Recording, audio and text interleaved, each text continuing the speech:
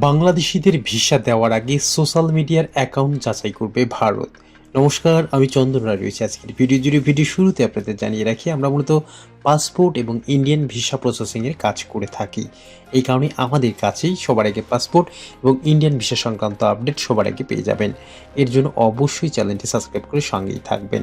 তো আপনারা যারা ফেসবুক ব্যবহারকারী রয়েছেন, আপনাদের জন্য আজকের এই ভিডিওটি খুবই গুরুত্বপূর্ণ হতে চলেছে। কেননা ফেসবুক অ্যাকাউন্ট থাকলেই আর বাংলাদেশি হয়ে থাকলেই আপনি আর ভারতের ভিসা পাবেন না।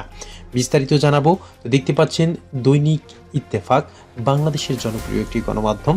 তো এইখানে 19শে ডিসেম্বর 2025 এই নিউজটি প্রকাশিত হয়েছে।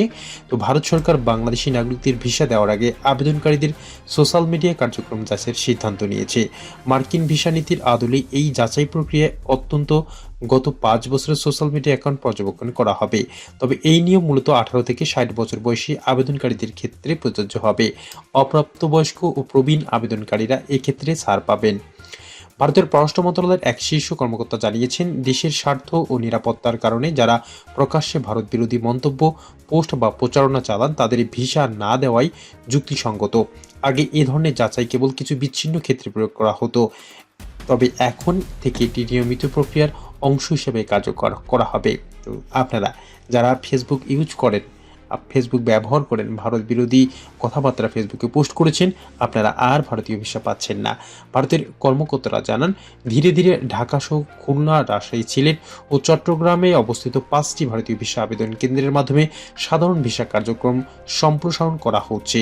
বিশেষ করে মেডিকেল, শিক্ষামূলক ও জরুরি ভিসার ক্ষেত্রে সোশ্যাল মিডিয়া যাচাই প্রক্রিয়া আগে থেকেই চালু ছিল। ঢাকায় নিযুক্ত ভারতের এক সাবেক রাষ্ট্রদূত এই সিদ্ধান্তকে স্বাগত জানিয়েছেন। তিনি বলেন, বাংলাদেশে বসে যারা নিয়মিত ভারত বিরোধী বক্তব্য ও সমালোচনা যুক্ত থাকেন তাদের শনাক্ত করার কার্যক্রম মাধ্যম হিসেবে সোশ্যাল মিডিয়া যাচাই গুরুত্বপূর্ণ ভূমিকা রাখতে পারে। ভারতীয় কর্মকর্তারা আরও জানিয়েছেন, ধাপে ধাপে এই যাচাই ব্যবস্থা বাস্তবায়ন করা হচ্ছে। এই লক্ষ্যে প্রযুক্তিগত সক্ষমতা ও জনবল বাড়ানো হচ্ছে। তবে এই বিষয়ে এখনও আনুষ্ঠানিক কোনো ঘোষণা দেওয়া হয়নি।